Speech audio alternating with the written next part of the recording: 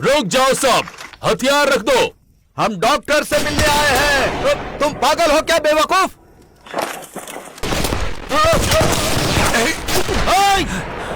तुमने हमारे साथ गद्दारी की है। मुझे तो शुरुआत से ही इस पर शक था।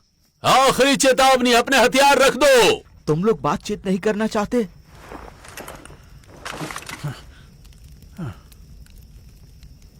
हम हेडमास्टर पर भरोसा करेंगे।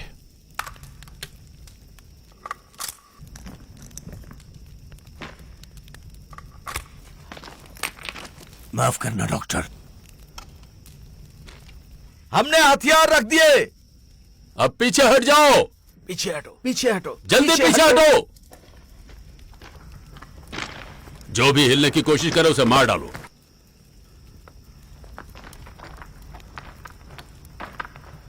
सिर्फ ये मेरे साथ आएगा।